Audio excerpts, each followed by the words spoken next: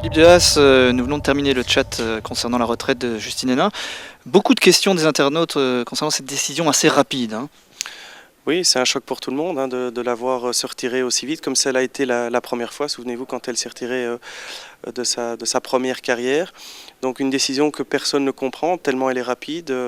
On aurait bien aimé quand même qu'elle prenne un peu de recul par rapport à ça. Peut-être qu'elle prenne d'autres avis médicaux aussi et qu'elle prenne le temps de réfléchir. Voilà, elle prend cette décision après une seule défaite dans son premier tournoi. C'est effectivement très rapide. Alors, d'autres personnes se posent des questions sur le mental de Justine et sur une comparaison avec Kim Clijsters qu'elle ne supportait pas.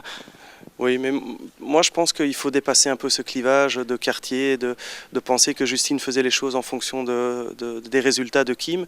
Ça ne l'a jamais vraiment perturbée ou influencée. Elle a fait sa carrière comme voilà, gérée par Carlos notamment, qui a eu une grosse influence sur elle, et elle n'a pas pris des décisions et des choix en fonction des bons ou des moins bons résultats de Kim Clijsters. Comme je l'ai dit, je pense au contraire qu'elles se sont tirées en permanence vers le haut tout au long de cette longue carrière quand même.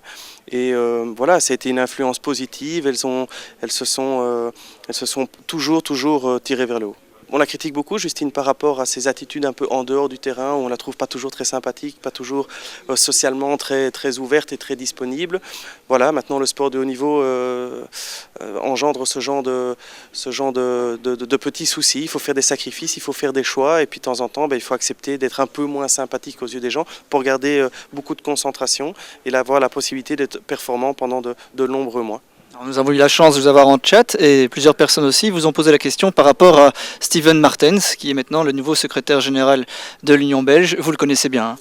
Oui, j'ai eu l'occasion de travailler un peu avec lui, notamment en Coupe Davis. C'est un gars très responsable, très compétent, qui, faut-il le rappeler, gérait la fédération anglaise de tennis qui génère des millions d'euros par an. Donc c'est un homme qui connaît le sport, c'est un homme de terrain.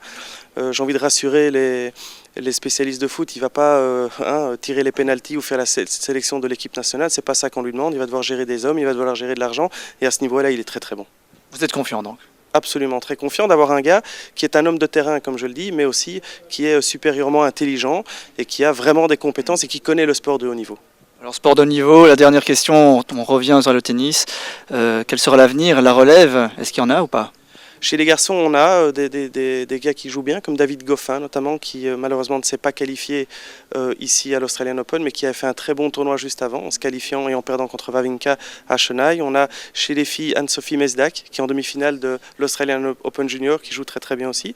Donc on a des jeunes qui arrivent. C'est difficile de sortir à haut niveau, de plus en plus difficile parce qu'il y a beaucoup de joueurs, la rivalité est très importante.